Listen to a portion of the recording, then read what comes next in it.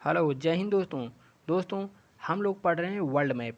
और world map की series में आज हम लोग को पढ़ना है रसिया यानी कि रूस के बारे में।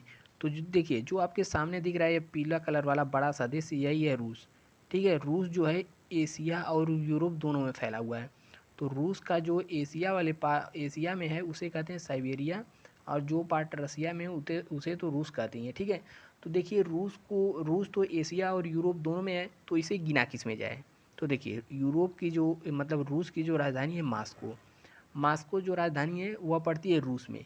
तो किसी भी देश को उसकी राजधानी से कंपेयर या उसकी राजधानी से देखा जाता है। तो यूरोप को देखा जाए तो वह यूरोप महाद्वीप, मतलब रूस को देखा जाए तो वह यूरोप महाद्वीप में है, और उसे यूरोप महाद्वीप में काउंट भी किया जाता है। यूरोप यूरोप और एशिया को रूस में ही एक पर्वत है जिसका नाम है यूराल पर्वत। देखिए, यहीं पर है एक यूराल पर्वत। यूराल पर्वत के द्वारा ही एशिया और यूरोप पूरी तरीके से अलग होते हैं। और यूराल पर्वत के पास ही है यूराल नदी। ठीक है, और यहाँ पर जो दिख रहा है ये वाला भाग है कैस्पियन सागर। ठीक है, तो यहाँ पर हो गया यूराल पर्वत, और यहाँ पर यूराल नदी है ही, और यहाँ पर है कैस्पियन सागर। और यहाँ पर दिखेगा काकेकस पर्वत। काकेकस पर्वत के आधार पर यहाँ पर 3 देश हैं, उन्हें काकेकस देश कहा जाता है। कौन कौन से हैं? जॉर्जिया, आर्मेनिया और अजरबैजान। और यहीं पर दिखेगा काला सागर। ठीक है, काला सागर, और यहीं पर दिखेगी बास्फोरस जल संधि। तो रूस कैसे अलग होता है? तो देखिए यहाँ पर, देखिए यहाँ पर है यूराल पर्वत, यहाँ पर कैस्पियन सागर, यहाँ काकेकस पर्वत, और यहाँ पर वास्पोरस जल संधि। तो इन सभी के माध्यम से रूस एशिया से यूरोप को अलग करता है। ठीक है, तो इधर वाला पार्ट हम लोग यूरोप में गिनते हैं, और रूस का जो ये वाला भाग बच जाता है इसे साइबेरिया कहते हैं। साइबेरिया कहाँ पर स्थित है? एशिया में। ठीक है, तो समझ में आ गया होगा, रूस का साइबेरिया वाला पार्ट एशिया में स्थित है, जबकि रूस की राजधानी जो मास्को है यूराल पर्वत से अलग होता है जहाँ से रूस, उधर वाला पार्ट हम लोग यूरोप में काउंट करते हैं। यूरोप में इसकी राजधानी मास्को है। ठीक है, इतना तो समझ में आया होगा। अब देखें रूस के प्रमुख शहर के बारे में। देखिए, रूस का यहाँ पर एक बहुत बड़ा शहर है जिसे हम लोग कहते हैं सेंट पीटर्सबर्ग। कहाँ पर? यहाँ पर एक रूस का शहर है जिसका नाम है सेंट पीटर्सबर्ग। और यहाँ पर एक शहर है जिसका नाम है व्लादिवोस्टक। ठीक है, यहाँ पर सेंट पीटर्सबर्ग और यहाँ पर व्लादिवोस्टक। इन दोनों शहरों के बीच में दुनिया की सबसे लंबी रेल लाइन है। क्या है? दुनिया की सबसे लंबी रेल लाइन, जिसे हम लोग कहते हैं ट्रांस साइबेरियन रेल मार्ग। ट्रांस साइबेरियन रेल मार्ग, जिसकी लंबाई लगभग 9000 किलोमीटर है। कितनी है? 9000 किलोमीटर। देखिए, यहाँ पर यूराल पर्वत पड़ता है, यूराल पर्वत को पार करके आती है, इसीलिए इसे कहते हैं ट्रांस साइबेरियन। क्योंकि ट्रांस मतलब होता ही है पार, तो पार करके आती है तो ट्रांस, और साइबेरिया से आती है तो साइबेरियन, तो इसीलिए इसे कहते हैं ट्रांस साइबेरियन रेल मार्ग। यह दुनिया की सबसे लंबी रेल मार्ग है, इसकी लंबाई लगभग 9000 किलोमीटर है। ठीक है, और यहीं पर दिख जाएगा एक शहर बर्कोयांस। देखिए, यहीं पर एक दिख जाएगा शहर बर्कोयांस।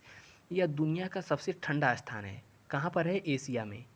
एशिया में साइबेरिया वाले पार्ट में। यहाँ पर एक पर्वत है वर्खोयांस पर्वत, इसी पर्वत के नाम पर ही यहाँ का शहर है वर्खोयांस। और जो जिसका टेम्परेचर लगभग -60 से -80 डिग्री तक चला जाता है। ठीक है, यहाँ पर भयानक यानी कड़कड़ा के ठंडी पड़ती है। कैसे? कड़कड़ा के। यहाँ पर बहुत ही भयंकर ठंडी पड़ती है। ठीक है, और यहाँ पर जो व्लादिवोस्टक शहर है, यहाँ पर यह जापान से सटता है, और यहाँ पर एक द्वीप है जिससे जापान और यहाँ पर रूस में विवाद भी चलता है। ठीक है, तो व्लादिवोस्टोक शहर जापान से सटता है। कहाँ पर है? साइबेरिया में है। और देखिए, यहाँ पर जो सेंट पीटर्सबर्ग शहर हमने बताया, सेंट पीटर्सबर्ग, यह जो है एशिया का सेंट पीटर्सबर्ग। देखिए यहाँ पर लिखा भी है सेंट पीटर्सबर्ग। यह जो है रूस का सबसे बड़ा शहर है। रूस का सबसे बड़ा शहर सेंट पीटर्सबर्ग, यहीं से चलती है यहाँ तक की रेल मार्ग। ठीक है, अब देखिए, यूरोप जो है इस मतलब ये रूस जो है इसका पुराना नाम क्या था? USSR। ठीक है, USSR मतलब क्या होता है? USSR मतलब union of Soviet socialist Republic. ठीक है, union of Soviet socialist Republic. USSR जो है सन 1991 में 14 भागों में टूट गया। कितने भागों में? 14 नहीं, 15 भागों में टूटा। देखिए, सन 1991 में शीत युद्ध के बाद रूस जो है, रूस में आर्थिक गरीबी, आर्थिक तंगी आ गई थी, ठीक है। इसीलिए यहाँ पर जितने भी देश थे, मतलब पहले रूस का एरिया कहाँ तक था, ये सब लिए हुए यहाँ से लगभग भारत से टच करता हुआ बहुत बड़ा रूस हुआ करता था। लेकिन सन 1991 में यहाँ भूखमरी, गरीबी, यहाँ पर अर्थव्यवस्था बहुत ही कमज़ोर हो गई, जिसकी वजह से रूस 15 भागों में टूट गया। 15 भागों में, हाँ 15 भागों कौन कौन से थे देखिए।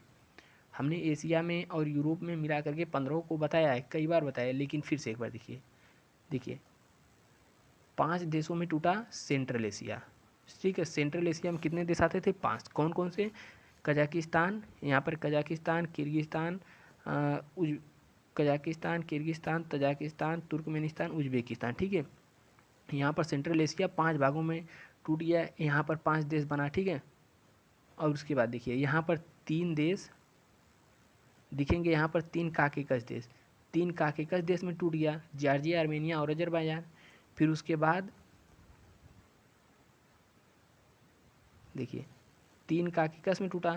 फिर यहाँ पर 3 बाल्टिक में टूटा, 3 बाल्टिक देश। बाल्टिक देश में कौन कौन आते हैं, इस्टोनिया, लातविया, लिथुआनिया, ठीक है। 5 3 8 3 11 हो गया। फिर 3 यहीं पर और टूटा, मोल्डोवा, यूक्रेन, बेलारूस, ठीक है। तो कितने देश हो गए, 5 3 8 3 11 3 14, 14 देश हो गए। 15वां कौन है, अरे भाई 15वां स्वयं रूस, ठीक है, +1 यानी कि 15वां रूस। तो रूस कितने भागों में टूटा, 15 भागों में टोटल टूट गया। कौन कौन से, 5 सेंट्रल एशिया वाले देश, कजाकिस्तान, मतलब Kazakhstan, Kyrgyzstan, Tajikistan, Turkmenistan, Uzbekistan, और 3 काकेकस, जॉर्जिया, आर्मेनिया, अजरबैजान, और 3 बाल्टिक। बाल्टिक में कौन थे, एस्टोनिया, लातविया, लिथुआनिया, और 3 मोल्डोवा, यूक्रेन, बेलारूस। इस तरह रूस जो है 15 भागों में टूट गया, ठीक है। रूस का पुराना नाम क्या था, यूएसएसआर, यूएसएसआर मतलब यूनियन ऑफ सोवियत सोशलिस्ट रूस, ठीक है। ये विभाजन कब हुआ था, दिसंबर 1991 में हुआ था, ठीक है। लेकिन देखिए विभाजन तो हो गया, लेकिन विभाजन के बाद भी रूस का जो 97% भाग था, लगभग 97% भाग रूस में ही रहा, और बाकी जो 3% भाग, मतलब 97 नहीं 76 था, ठीक है। यहाँ पर गलती हो गई, देखिए पूरे भाग का 76% भाग अब भी रूस ही है, लेकिन और जो इसके अलावा जितने भी पार्ट थे वही टूट करके अलग हुए, ठीक है। तो 76% भाग आज भी रूस के पास ही है। और यहाँ पर जो सेंट पीटर्सबर्ग शहर है, सेंट पीटर्सबर्ग शहर, कौन, सेंट पीटर्सबर्ग शहर, यह, इसका पुराना नाम था लेनिनग्राड, क्या था, लेनिनग्राड। और एक और शहर है कालिनग्राड, देखिए यहाँ पर दिखेगा कालिनग्राड, यह वाला ऐसी है कालिनग्राड। जब 1991 में रूस टूटा तो यह वाला भाग भी टूट रहा था, लेकिन रूस इसे टूटने नहीं दिया, ठीक है। तो इसका नाम क्या है, कालिनग्राड। यहीं पर रूस का परमाणु वगैरह सब कुछ था। पोलैंड इसको लेने जा रहा था, तो रूस ने कहा अगर लोगे तो इसका जो सारा रिमोट कंट्रोल हमारे पास है, टिप देंगे, मतलब बटन यहाँ दाबोगे, इसके सहित तुम भी उड़ जाओगे। इसलिए यहाँ पर जो कालिनग्राड था यह रूस से अलग नहीं हो पाया। और यहाँ पर एक दिखेगा, यहाँ पर चेचन्या, ठीक है। चेचन्या भी रूस से टूटने वाला था, लेकिन टूट नहीं पाया। चेचन्या की क्या कहानी, इसके बारे में समझते हैं। देखिए इधर है, देखिए इधर है ब्लैक सी, और इधर है कैस्पियन सागर, और जो बीच वाला ये वाला हिस्सा बचता है, इसे हम लोग कहते हैं चेचन्या प्रायद्वीप, ठीक है। प्रायद्वीप क्यों, क्योंकि यह देखिए 3 ओर से जल से घिरा हुआ है, ठीक है, इसीलिए इसे कहते हैं चेचन्या प्रायद्वीप। चेचन्या प्रायद्वीप इस समय तो रूसी का है, लेकिन रूस का यह आतंकवादी, मतलब रूस यहाँ के लोगों को आतंकवादी घोषित करता है, मतलब आतंकवादी कहता है, ठीक है। जब 1991 में रूस टूट रहा था तो यहाँ पर यह जो चेचन्या यह भी कह रहा था हम भी टूटेंगे, लेकिन उस समय यहाँ मास्को का सेना सलाहकार था कौन, व्लादिमीर पुतिन, जो वर्तमान में रूस का प्रधानमंत्री है, ठीक है। राष्ट्रपति भी रहा, प्रधानमंत्री भी रहा, उस समय वर्तमान में रूस का सलाहकार था। तो उसने यहाँ पर मास्को में, मतलब यहाँ चेचन्या में स्थित कई आतंकवादी संगठन थे, उनको पैसा दिया, और कहा कि आओ मास्को में बम मार दो, ठीक है। यहाँ पर सलाहकार कौन था, व्लादिमीर पुतिन। इसने चेचन्या के कुछ आतंकवादी संगठनों को पैसा दिया, और वह आकर के मास्को में बम मार दिए। अब जब मास्को में बम मार दिए तो यही तो चाह रहा था पुतिन। तो पुतिन ने क्या किया, यहाँ पर उसको, पुतिन को बहाना मिल गया चेचन्या पर हमला करने के लिए। क्यों हमला करना चाहता था, क्योंकि यहाँ के लोग चेचन्या को अलग करने की मांग कर रहे थे। तो यहाँ पर रूस, मतलब मास्को में पुतिन को मौका मिल गया, पुतिन ने यहाँ पर बहुत सारा बम्बार्डमेंट करवाया, ठीक है, इतना करवाया और यहाँ से लाइव टीवी दिखाया लोगों को, मॉस्को में लोगों को, मॉस्को को लोगों को बहुत सुकून मिला। क्यों? क्योंकि यहाँ बम मरवाया था पुतिन ही, और पुतिन ही इसको मारा, ठीक है। तो यहाँ बहुत बम गिरवाने के बाद इसको अपने से अलग नहीं होने दिया, और अलग नहीं होने दिया तो इसका क्या नाम रह गया? चेचन्या, ठीक है। तो चेचन्या भी रूस से अलग होने की कोशिश करता था, लेकिन रूस ने इसे अलग नहीं होने दिया। और यहाँ पर कौन सा था? देखिए यहाँ पर भी रसिया का भाग है। यहाँ का नाम क्या था? हमने अभी बताया, लेनिनग्राड, ठीक है। मतलब यहाँ पर कालिनग्राड, और लेनिनग्राड किसका पुराना नाम था? सेंट पीटर्सबर्ग का, ठीक है। इतना तो क्लियर हुआ। और ऊपर देखते हैं, देखिए यह वाला जो भाग दिख रहा है इसे हम लोग कहते हैं कोला प्रायद्वीप। प्रायद्वीप क्यों? क्योंकि देखिए इधर से भी जल से गिरा, इधर से भी, इधर से, इसे हम लोग कहते हैं कोला प्रायद्वीप। और कोला प्रायद्वीप में ही एक बंदरगाह है, मुर्मुज बंदरगाह। कौन सा बंदरगाह? मुर्मुज बंदरगाह। देखिए यहाँ पर लिखा होगा मुर्मुज बंदरगाह। यह देखिए इसका लोकेशन कहाँ है? उत्तरी ध्रुव के एकदम नज़दीक है। ऊपर है उत्तरी ध्रुव, ठीक है। यहाँ पर उत्तरी ध्रुव, उसके नज़दीक है मुर्मुज बंदरगाह। तो इसे हमेशा बर्फ़ से ढका रहना चाहिए। लेकिन यह यूरोप का एक ऐसा बंदरगाह है जो कि हमेशा बर्फ़ से मुक्त रहता है। क्यों? क्योंकि यहाँ से मैक्सिको के खाड़ी से एक जलधारा चलती आती है जो गर्म जलधारा है। तो गर्म जलधारा के आने के नाते यहाँ पर जो बर्फ़ जमा रहता है वह पिघल जाता है, और यह सालों भर, मतलब अधिकतर टाइम यहाँ बर्फ़ से मुक्त रहता है। कौन? मुर्मुज बंदरगाह। तो कई बार क्वेश्चन पूछा है कि कौन सा ऐसा बंदरगाह है जो यूरोप में है और वहाँ पर बर्फ़ नहीं पड़ता है, मतलब वहाँ पर बर्फ़ जमता नहीं है। तो बंदरगाह कौन सा है? मुर्मुज बंदरगाह, ठीक है। अब देखिए यहीं पर दिख जाएगा रूस में, यहाँ पर एक नोवाया ज़ेमेल्या प्रायद्वीप। प्रायद्वीप क्या? यह द्वीप है, ठीक है। Novaya Zemlya, Novaya Zemlya. इस द्वीप पर रूस क्या करता है? रूस में जितने भी नाभिकीय कचरे हो गए, नाभिकीय कचरे या फिर ऐसे कचरे जो केमिकल वाले कचरे हैं जिससे प्रदूषण फैल सकता है या फिर कोई बीमारियां फैल सकती हैं, ठीक है। तो रूस यहाँ पर नाभिकीय और जैविक या नाभिकीय और दवाई वाले जितने भी कचरे होते हैं सभी ला करके यहीं पर दफन करवाता है, मतलब यहीं पर फेंकवाता है। किस प्रायद्वीप पर? नोवाया ज़ेमेल्या, ठीक है। तो नोवाया ज़ेमेल्या प्रायद्वीप पर किसका अधिकार है? रूस का अधिकार है। रूस अपना सभी नाभिकीय कचरा कहाँ पर फेंकता है? यहीं पर फेंकता है, ठीक है। इतना तो समझ में आया। अब देखिए और इसके बारे में आगे देखते हैं। देखिए यहाँ पर दिख जाएगा एक झील। इस झील का क्या नाम है? बैकाल झील। हाँ, ये वही बैकाल झील है जो कि दुनिया की सबसे गहरी झील है। सबसे गहरी झील का क्या नाम है? बैकाल झील। कहाँ पर है? रूस में। अब इसे हम लोग साइबेरिया की मोती कहते हैं। अब साइबेरिया की मोती कहते हैं, ये क्यों? इसके बारे में समझिए। देखिए यह पूरा भाग तो हमेशा बर्फ़ से ढका रहता है, ठीक है। साइबेरिया वाला पार्ट हमेशा बर्फ़ से ढका रहता है। तो यह सब भाग एकदम सफ़ेद रहता है, बर्फ़ से ढका रहेगा मतलब सफ़ेद रहेगा। और यहाँ पर जो साइबेरिया दिख रहा है, मतलब बैकाल झील दिख रहा है, इसमें तो पानी भरा रहेगा और पानी हमेशा नीला दिखता है। तो ऊपर से देखने पर ये वाला हिस्सा नीला दिखेगा और बाकी सब सफ़ेद दिखेगा, ठीक है। ये वाला नीला दिखता है, बाकी सब सफ़ेद दिखता है। तो ऊपर से देखने पर एक ऐसा प्रतीत होता है, ठीक है, ऊपर से देखने पर ऐसा लगता है जैसे यहाँ पर कोई मोती हो। इतने बड़े सफ़ेद एरिया में कोई जब यहाँ पर नीला दिखेगा तो मोती ही ना लगेगा। तो इसीलिए इसे कहते हैं साइबेरिया की मोती, ठीक है। तो समझ में आया साइबेरिया की मोती क्यों कहते हैं, किसे कहते हैं? बैकाल झील को कहते हैं, ठीक है। अब और आगे देखिए, रूस का देशांतरी विस्तार इतना ज़्यादा है। देशांतरी मतलब देखिए रूस कितना फैला हुआ है। रूस का देशांतरी विस्तार इतना ज़्यादा होने की वजह से रूस में कुल 11 टाइम जोन है। टाइम जोन, हाँ टाइम जोन। रूस में टोटल 11 टाइम जोन है, लेकिन दुनिया में सबसे ज़्यादा टाइम जोन कहाँ पर है? फ्रांस में। फ्रांस में कितने हैं? 13 हैं। और रूस में कितने हैं? रूस में 11 टाइम जोन है। ऑस्ट्रेलिया में पूछ ले कितने टाइम जोन है? ऑस्ट्रेलिया में 3 टाइम जोन है। भारत में बताइए आप लोग कमेंट करके, ठीक है। तो रूस में कितने टाइम जोन है? 11 टाइम जोन है। तो रूस के बारे में अब तक हमने क्या क्या पढ़ा, इसके बारे में एक बार जल्दी जल्दी रिवीजन करते हैं। देखिए रूस के बारे में, रूस को एशिया से कौन अलग करता है? तो यहाँ पर है यूराल पर्वत। यूराल पर्वत के बाद यहाँ पर कैस्पियन सागर। कैस्पियन सागर के बाद यहाँ पर है काकेकस पर्वत। यहाँ पर काला सागर, ठीक है। यहाँ पर वास्पोरस जलसंधि, इस सभी के माध्यम से रूस एशिया से अलग होता है। उसके बाद हमने पढ़ा, देखिए उसके बाद हमने पढ़ा 1991 में रूस अलग हुआ था, रूस 15 भागों में टूटा था।